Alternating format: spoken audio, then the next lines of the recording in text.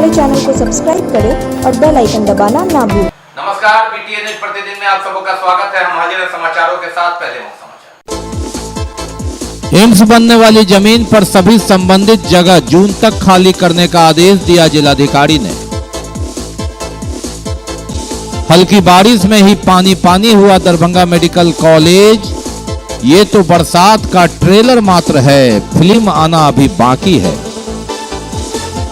BTech की नौकरी की संतुष्टि नहीं मिली, नौकरी छोड़ अब बेच रहे चाय नए अंदाज में। और कोरोना की काली याद, 4 मई 2020 को दूसरे लॉकडाउन की समाप्ति पर प्रवासी मजदूरों को लाने की थी कवायद और 4 मई 2021 को कब्रिस्तान और शमशान में सब थे ज्यादा, उठाने वाले थे कम। आगे समाचार विस्तार से, लेकिन थोड़ी देर। बीमार नहीं रहा लाचार, हो रहा मुफ्त उपचार। हड्डी नस रोग से संबंधित गंभीर बीमारियों का मुफ्त में इलाज। इंतजार किसका, जाएं सर्राफ ऑर्थो एवं स्पाइन सेंटर और दर्ज कराएं प्रधानमंत्री जन आरोग्य योजना में अपना नाम। विश्व की सबसे बड़ी स्वास्थ्य सुविधाओं का उठाएं लाभ। आधुनिक ऑर्थोपेडिक सुविधा, ऑर्थोस्कोपी, स्पाइन सर्जरी, फ्रैक्चर का अत्याधुनिक इलाज। Doctor S N. Sarraf, doctor Abhishek Sarraf, रीढ़ हड्डी और नस रोग विशेषज्ञ डॉक्टर प्रियंका बी सर्राफ, स्त्री और प्रसूति रोग विशेषज्ञ डीएमसीएच के सामने लहरियासराय। शिक्षा के क्षेत्र में अपनी गुणवत्ता एवं विशिष्ट पहचान के लिए विख्यात GD Goenka public school Darbhanga के बच्चों के लिए भी सर्वोत्तम एवं उच्च गुणवत्ता की शिक्षा ग्रहण कर सकेंगे। इस बदलते हुए परिदृश्य में बेहतरीन एवं गुणवत्तापूर्ण शिक्षा प्रदान करना ही जीडी गोयनका पब्लिक स्कूल का मुख्य उद्देश्य है। बच्चों के चहुमुखी विकास के लिए जीडी गोयनका, जो कि 17 एकड़ के बड़े व मनोरम एवं शांत वातावरण में फैला हुआ है, में अंतर्राष्ट्रीय स्तर के हॉस्टल फैसिलिटी उपलब्ध है। बच्चों के लिए air condition classroom, library, CCTV एवं जीपीएस युक्त बसें, स्विमिंग पूल, बैडमिंटन, टेनिस जैसे इंडोर एवं आउटडोर खेलों की भी उपलब्धता, साथ ही computer, robotics, audio video seminar के अंतर्गत बच्चों के लिए साप्ताहिक पर्सनालिटी डेवलपमेंट कोर्स की भी व्यवस्था की गई है। विद्यालय के चेयरमैन डॉक्टर मनोज कुमार का उद्देश्य यही है कि बच्चों को अंतर्राष्ट्रीय स्तर की शिक्षा और सुविधा के साथ तकनीकी युक्त उच्च गुणवत्ता की शिक्षा मिले। इस विद्यालय का संचालन हनुमान नगर के डिलारी के पोररिया में हुआ है। अभिभावकों की सुविधा के लिए GD Goenka city hospital ML academy के बगल में स्थित है। और अब समाचार विस्तार के साथ। एम्स की जमीन खाली कराने को लेकर जिलाधिकारी ने बैठक की डीएमसी के सभागार में। मालूम रहे कि एम्स मिट्टी भराई का काम चल रहा है और अब इसके बाद जून तक संबंधित जो कार्यालय विभाग है उसे खाली कराने की कवायद। एम्स बनने का रास्ता साफ हुआ तो मिट्टी भराई से लेकर राजनीतिक होड़ में श्रेय लेने की होड़, और इस पर कई कार्यक्रम भी हुए। एम्स किसके कारण बना नहीं बना, इसके बाद बात आगे बढ़ने की। जो एम्स को जमीन दी गई है उस पर जमीन पर बने स्ट्रक्चर संरचना को खाली कराने की स्थिति की जानकारी जिलाधिकारी ने ली। डीएमसीएच के प्राचार्य को अपने संरचना को खाली कराकर दी गई भूमि एम्स को सौंपने का निर्देश दिया तथा फिजियोलॉजी व अन्य विभाग के लिए बीएमएसआईसीएल को अन्यत्र भवन निर्माण करवाकर डीएमसीएच को उपलब्ध कराने का निर्देश दिया ताकि विभाग भी संचालित होता रहे। इसी तरह पीएचडी, बिजली विभाग, यांत्रिक विभाग सहित सभी संबंधित विभागों को अपनी संरचना को अन्यत्र शिफ्ट करने और एम्स की जमीन पर सभी स्ट्रक्चर को 15 जून तक खाली करवाकर उपलब्ध कराने का जिलाधिकारी राजीव रोशन ने निर्देश दिया। उन्होंने कहा, डीडीसी व वरीय पदाधिकारियों के साथ रेलवे लाइन के उस पर एम्स की जमीन में मिट्टी भराई कार्य का निरीक्षण किया। डीडीसी तनय सुल्तानिया, प्राचार्य डीएमसीएच, अपर समाहर्ता राजस्व विभूति रंजन चौधरी, अपर समाहर्ता विभागीय जांच नगर आयुक्त अखिलेश सिंह, अनुमंडल पदाधिकारी स्पर्श गुप्ता और भूमि सुधार उप समाहर्ता सादुल हसन खान भी साथ थे। अभी निर्माणाधीन एम्स और डीएमसीएच के संदर्भ में यहाँ पे जो संबंधित पदाधिकारी हैं उनसे चर्चा किए हैं। तत्काल जो बीएमएसआईसीएल के द्वारा मिट्टी भराई का कार्य किया जा रहा है और उसमें जो अन्य विभागों की जो बिल्डिंग है उसको किस प्रकार से खाली करके जल्दी से जल्दी उस कार्य को पूरा किया जाए। साथ ही डीएमसीएच के जो 3 डिपार्टमेंट की जो बिल्डिंग्स है वो इसमें आ रही है, उसका क्या वैकल्पिक व्यवस्था हो, इसके लिए भी इस पर चर्चा की गई है। तेज गति से सभी कार्य करने के लिए किया गया है। आज फाइनल बात हुई है, 15 मई तक सभी लोग उसको खाली कर देंगे, इसके लिए निर्देश दिए गए हैं। 1-2 लोगों के परिवार में शादी ब्याह था, इसके लिए उन्होंने 1 सप्ताह का समय मांगा है। अभी तत्काल जो मिट्टी का भराई काम है, दूसरी जगह हमारे पास पर्याप्त जगह है मिट्टी भरने के लिए, उसको भरा जाएगा और काम कोई भी ना रुके, तेज गति से। हल्की सी बारिश होने पर 48 घंटे बीत जाने के बाद भी दरभंगा मेडिकल कॉलेज से पानी नहीं निकला, मानसून आना अभी बाकी है। इस बार भीषण गर्मी के बाद थोड़ी सी बारिश हुई, 48 घंटा बीत गया, लेकिन दरभंगा मेडिकल कॉलेज प्रांगण का हाल देख लीजिए आप। ये है, पानी निकालने के लिए पंपिंग सेट लगाया जा रहा है कि पानी किस तरह निकले। वाटर टैंकर आया, पानी निकालने की कवायद।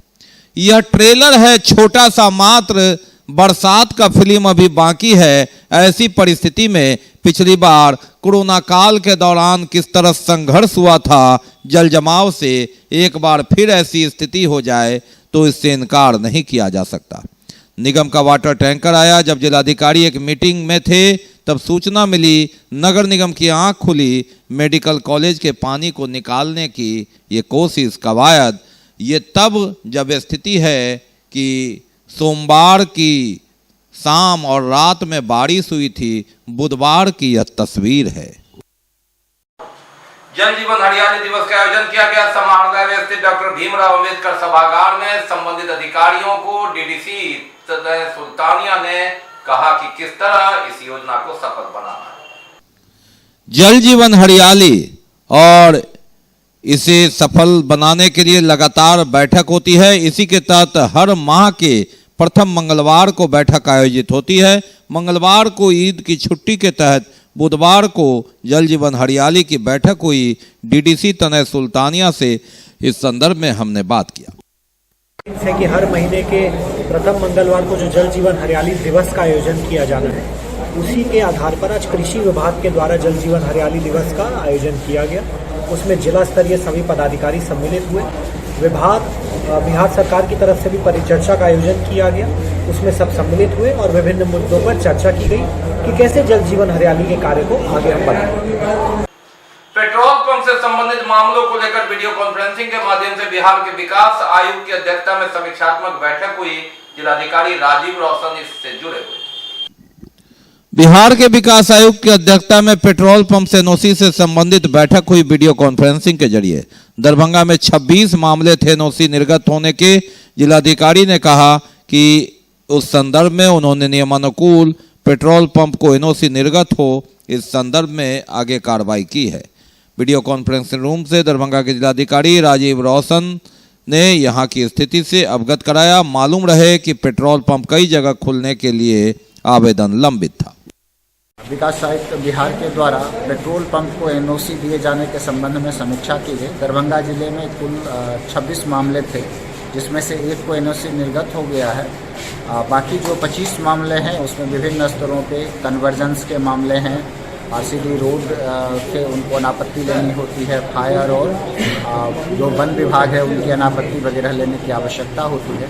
तो बिंदुवार जितने भी आवेदन हैं उस पर समीक्षा की गई है और सर का निर्देश है कि तीव्र गति से सभी संबंधित विभाग से कोऑर्डिनेट करते हुए हम लोग एनओसी देने की दिशा में नियमानुकूल कार्रवाई करें। साथ ही ये भी निर्देश है कि जो कंपनी है, जिन कंपनी का मामला है, चाहे आईओसी हो चाहे बीपीसीएल हो, वो लोग भी समन्वय करते हुए तेज गति से कन्वर्जन लेना, फायर का परमिशन लेना, एफआरए का परमिशन लेना, फॉरेस्ट क्लियरेंस लेना, वो सब वो लोग पैरेलली भी उसके लिए प्रयास। बाकी है अभी और भी बहुत कुछ, लेकिन पहले रुकेंगे, लेंगे एक ब्रेक।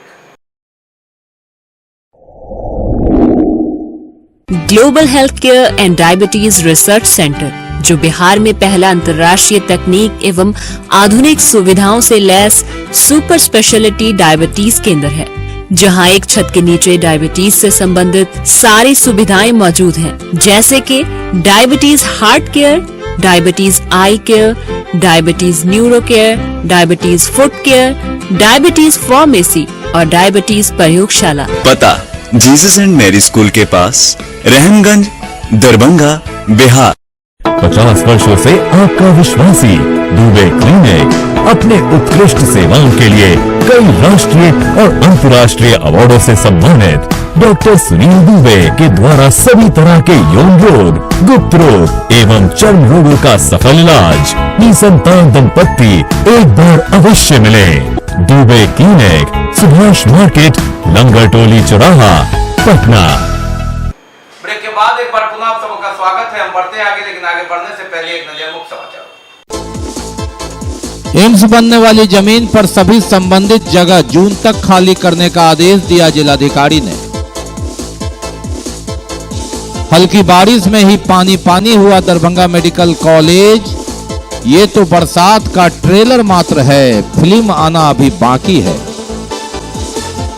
बीटेक की नौकरी की संतुष्टि नहीं मिली, नौकरी छोड़ अब बेच रहे चाय नए अंदाज में।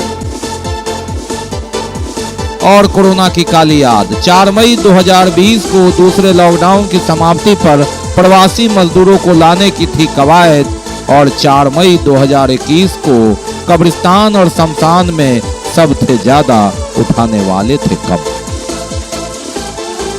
डॉक्टर का बेटा बीटेक और डिप्लोमा के बाद नौकरी छोड़ बेच रहा चाय। जी हां, चाय की दुकान पर यह तस्वीर के साथ लिखा अपनी खुद की डिग्री का शिक्षा का मतलब नौकरी पाना ही लक्ष्य नहीं होता, नौकरी से जिंदगी लोग बने रहेंगे तो फिर ये काम कौन करेगा। उन्होंने कहा कि जिंदगी में बिक्री करना आपको आ गया तो ये भी एक कला है। बीटेक कर करके बिहार का एक बेटा नौकरी छोड़कर चाय बेच रहा है। जी हां, दरभंगा में यह चर्चा खूब है। चाय की दुकान बल्कि चाय की दुकानदार की भी चर्चा। एक डॉक्टर का बेटा अनुराग रंजन, जिसने बीटेक किया, डिप्लोमा के बाद नौकरी की संतुष्टि नहीं मिली, नौकरी छोड़ दी, यहीं भटियाड़ी सराय मोहल्ले में चाय की दुकान खोल लिया। एक अलग ढंग से आकर्षण का केंद्र बना। मधुबनी जिले के खुशियलपट्टी गांव का रहने वाला, पंजाब में रहकर बीटेक करने, डिप्लोमा पूरा करने वाला, नौकरी के बाद मन नहीं लगना, छोड़कर घर आ जाना, इन सब बातों से दूर खुद का व्यवसाय छोटे रूप में चाय की दुकान, अपने भविष्य के सपनों को पूरा करने में लगा है अनुराग। यहाँ छात्र छात्राएं काफी संख्या में आते हैं। आकर्षण का केंद्र है उसकी चाय की दुकान। फिलहाल अनुराग अपने दुकान पर 17 तरह के चाय बनाकर लोगों को सर्व करता है, जिसकी कीमत 7 रुपए से लेकर 55 रुपए तक ही है। इतना ही नहीं, अनुराग रोज अपने दुकान पर नए स्लोगन लिख लोगों को न सिर्फ एक संदेश देता है बल्कि मोटिवेट भी करता है। कहता है जिंदगी में आपको बेचने का कला आना जरूरी, कुछ भी बेचिए, शिक्षा बेचिए, चाय बेचिए, अपना हुनर बेचिए। उन्होंने कहा कि वह मालिक है, नौकरी में मालिक नहीं बन सकते, यह सपना था और इसलिए उन्होंने ऐसा किया। एक बार प्रधानमंत्री ने कहा था कि खोमचे बेचने वाले, पकौड़े बेचने वाले, जिस पर खूब विवाद उठा था, अनुराग इन मुद्दों को धराशायी बता संकेत दे रहा है कि बेरोजगारी हटाना सिर्फ नौकरी मिलना नहीं, अपना हुनर दिखाना भी है, कुछ करना भी है, मेहनत से कुछ पाना भी है। कुछ पाने के लिए कुछ खोना पड़ता है, कुछ खोकर पाना यह भी एक तरक्की है। जिंदगी जीने की कला है, जिंदगी और कुछ भी नहीं, ये कहानी है। कैसे जिया जाता है, इनसे सीखो ये अदा। सर, उन लोगों से जो अपने डिप्रेशन में रहता है उनके लिए कि आप कुछ भी एजुकेटेड हैं तो निराश मत होइए। काम अभी सर ने बताया कि कोई भी काम छोटा और बड़ा नहीं होता है। Dream big, start small, act now. बड़ा सोचे, छोटा शुरू करें और फटाफट शुरू करें। राइट सर, इसलिए कोई भी आप अगर बेरोजगार हैं तो निराश मत होइए सर, कुछ न कुछ स्टार्ट कीजिए। जूता बेचिए, चप्पल बेचिए, मोजा बेचिए, सॉक्स बेचिए, टी शर्ट बेचिए, लेकिन बेचना आना चाहिए। जिस व्यक्ति को बेचना आता है सर, तो दुनिया में हर एक चीज़ उनके मुट्ठी में होगा, क्योंकि दुनिया में बेचे बिगाड़ कोई कुछ नहीं होगा। वो टीचर होता है अपना ज्ञान बेचता है, ज्ञान बताता है। शॉपकीपर होता है तो जो भी जिस कैटेगरी शॉपकीपर वो अपना सामान बेचता है, तब पैसे कमाते हैं। दुनिया में बस बेचने के लिए। अगर कोई डॉक्टर है तो वो अपना इलाज बेचता है, तब उनको पैसा भी मिलता है। इस जीवन में अगर बेचना आता है सर, तो दुनिया में ग्रोथ हो जाए। कुछ भी करके पर बेचिए। ठीक है, आप नहीं सर, ऐसा नहीं कि मुझे जॉब नहीं मिला, मुझे जॉब भी मिला। एक जॉब नहीं, 3-4 जॉब कर रहा हूँ और छोड़ दिया, सेटिस्फेक्शन नहीं मिला मुझे। क्योंकि हर सेक्टर में अगर एक व्यक्ति 10-5 व्यक्ति अच्छा है तो 95 व्यक्ति गंदा निकलता है। बैड लैंग्वेज की वजह से मैंने हर जगह से हर कंपनी को छोड़ा है। राइट सर, अगर हम सामने वाले को इज्जत देते तो मुझे भी देना। अगर आप इंजीनियर तो हम भी इंजीनियर हैं। हमारे जो सीनियर लोग थे रेट एक करके जो होता है, हम पंजाब में थे तो पंजाब में नॉर्मल सी गाली है BC MC, वो अगर हम जूनियर उनसे, अगर हम तो सीनियर है, सेम पोस्ट पे भी है लेकिन हम सीनियर है तो MC BC बोल के बुलाता है तो अच्छा नहीं लगा। सेल्फ रिस्पेक्ट को धक्का लगा, वो हम छोड़ दिए वहाँ से। सर ग्रोथ करना सर लाइफ में मेरा हमेशा से एम्बिशन है सर।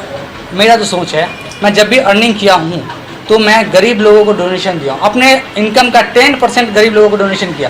जब 28,000 कमा रहा था तभी अपने अर्निंग का 10% है। मैंने अभी 10 दिन पहले भी मैंने किया था। दुकान का पहला मंथ हुआ, पहला मंथ खत्म होते ही मार्च का 13 मार्च को ओपन किया और 31 मार्च को या 30 मार्च को मैंने कैंपेन रखा था कि 60 साल से ऊपर जितने बुजुर्ग हैं मेरे दुकान पे चाय फ्री ऑफ कॉस्ट है।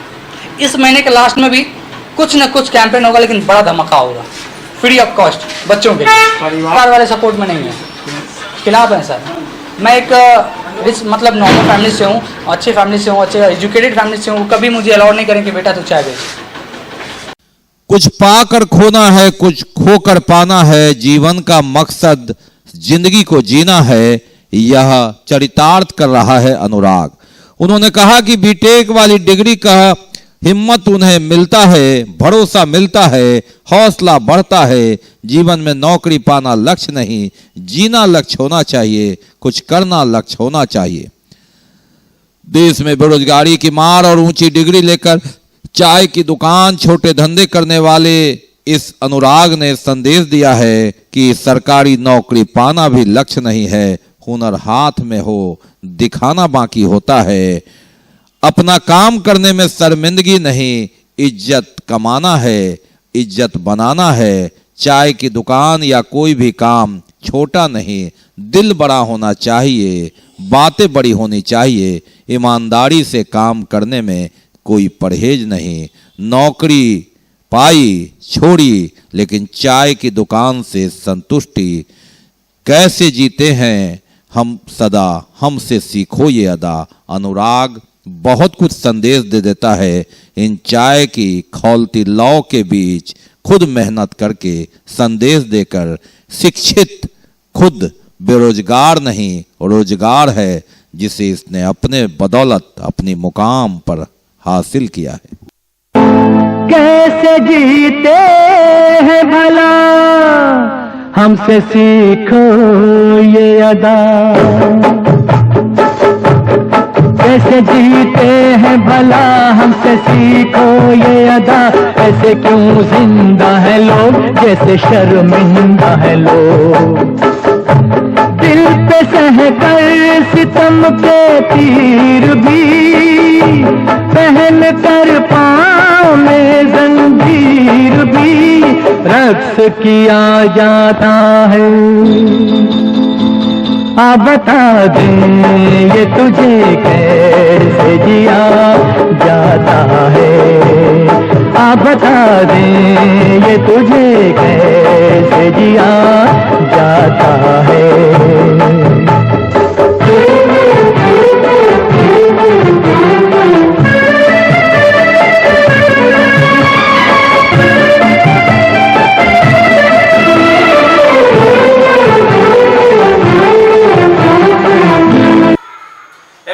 द्वारा हराही तालाब पर 10 मई को दीपोत्सव जानकी आरती पारंपरिक नृत्य संगीत का आयोजन किया जाएगा। तमाम जानकारी संगठन के लोगों ने। जानकी नवमी पर हराही तालाब के पास दीपोत्सव कार्यक्रम का आयोजन किया जाएगा। इस संदर्भ में जानकारी देते हुए बताया कि 11,000 दीप जलाकर मैथिल एकता व मैथिलित्व का परिचय देंगे कार्यकर्तागण। आपसी एकजुटता को दर्शाने का काम करेंगे हम लोग। संस्कार, संस्कृति, परंपरा, धरोहर का एकजुट मिलान होगा। मिथिला के हरेक घर में जना सरस्वती पूजा मनावी छी, जना और कोनो पावन त्योहार मनावी छी, तेना जानकी नवमी सीता जी के सम्मान में जो मिथिला के प्रतीक छथिन अवश्य मनायल जाए। अगर नहीं बहुत संसाधन है तो पानो फूल से जरूर मनायल जाए। और वही संदर्भ में सांकेतिक तौर पर एक बृहद कार्यक्रम दरभंगा में हराही पोखर के पछियारी घाट पर भर रहल जिनमें पहिल बेर इतिहास में जो माता जानकी के नाम पर, माता सीता के नाम पर जानकी आरती सह दीपोत्सव संध्या 6 बजे से लगा और सांस्कृतिक कार्यक्रम से हो 10 साढ़े 10 बजे रात तक है। तो तमाम मिथिला के रहने वाला जितने भी हम सब छी सभागी 8 मई को धूमधाम से मनेगी जानकी नवमी। तैयारियों की बाबत विद्यापति सेवा संस्थान के महासचिव बैद्यनाथ चौधरी ने यह जानकारी। 8 मई को जानकी सम्मेलन का आयोजन किया जाएगा विद्यापति सेवा संस्थान द्वारा। 10 मई को जानकी नवमी के दिन संस्थान की ओर से जानकी पूजनोत्सव का आयोजन किया जाना। तभी आदमी रामनवमी के लऽ कऽ उत्साहित रही है। राम जी की पूजा के लऽ कऽ जते के जनजागरण छै ओहि हिसाबे सीता जे कि राम पुरुषोत्तम ए दुआरे कहेला किया कि सीता के शक्ति से हुनका संगे छै, तखने वो पुरुषोत्तम कहेला। हमर धिया के किया के नहीं ओतेक सम्मान, वो तो शक्ति छथिन, हुनका हम की सम्मान देबै।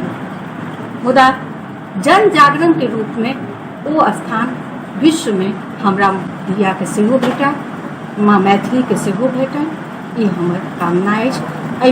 जनकनंदनी किशोरी जी के हम 50 वर्ष से जानकी नवमी महोत्सव समारोह पूर्वक समारोह हो तैले संपूर्ण देश विदेश मिथिलावासी के निवेदन करे छन जे एहि समागम में आबैत ई पहिल हमरा लोकने से 8 तारीख के 2:30 बजे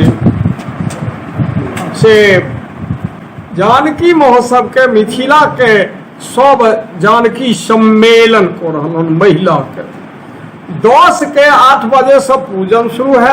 10 बजे से हमारे समारोह पूर्वक जे संबोधन करे विद्वान एता, राजनेता एता, मंत्री आबि रहलान। मंत्री में आलोक रंजन, संजय झा, जीवेश मिश्र संगे member of parliament Gopal ji Thakur, member of assembly सब गोटे एमे भाग लो रहला। संगे कुलपति ललित नारायण मिथिला विश्वविद्यालय, कुलपति संस्कृत विश्वविद्यालय सब गोटे एमे भाग लेबा के लेल एमे सहमति दिला। पूर्व कुलपति देवनारायण बाबू, उपेंद्र बाबू सब गोटे एमे से भाग लो रहा है, सब विद्वत मंडल। हम और कोरोना की कालिया 4 मई 2020 को क्या थी स्थिति? लगातार प्रवासी मजदूर बाहर आए थे। दूसरा 21 दिन का लॉकडाउन समाप्त हुआ था, तीसरा लगा था और इस तरह जिंदगी की जद्दोजहद के बीच जिंदगी बचाने की कोशिश। कोरोना की काली याद 4 मई 2020 को जिंदगी बचाने की जद्दोजहद के बीच 21 दिन का लॉकडाउन समाप्त हुआ था। प्रवासी मजदूर दरभंगा स्टेशन पहुंचने वाले थे। सोशल डिस्टेंस पर उनके आने के लिए तैयारी व्यापक की गई थी। 2 गज की दूरी, जिंदगी बचाना जरूरी और साथ साथ रोजगार की भी संभावना, कोरोना से लड़ने की कवायद। जी हां, किस तरह बैरिकेडिंग लगाकर, गोला घेरा बनाकर 14 दिन उन्हें क्वारंटाइन में रखना था। ये संघर्ष की गाथा 42 दिन के बाद ट्रेन का पहिया घूमा था। प्रवासी मजदूर और छात्रों को लेकर आया था। इन सभी लोगों को क्वारंटाइन में रखने के बाद घर जाने की इजाजत थी। ये तस्वीर है 4 मई 2020 की, कोरोना की वो काली याद जिसे हम भुलाना तो चाहते हैं, भुला भी नहीं पाते हैं। किस तरह संघर्ष में बीता 2020 और 21, ये तस्वीरें बहुत कुछ बता देती है। और ये तस्वीर 2021 को, जब कोरोना की दूसरी लहर ने कहर बरपा दिया था। कब्रिस्तान और शमशान में सब ज्यादा थे, उठाने वाले थे कम। कबीर सेवा संस्थान, अंजुमन कारवाए मिल्लत, अंजुमन खुदा में मिल्लत इत्यादि एवं कई अन्य संस्थाओं ने किसी तरह कोरोना से बचे हुए लोगों को सहारा दिया। लेकिन जो जिंदगी की जंग हार गए, उन्हें मिट्टी से लेकर अग्नि तक पहुंचाने का यथासंभव प्रयास किया। जीत जाएंगे हम, जीत जाएंगे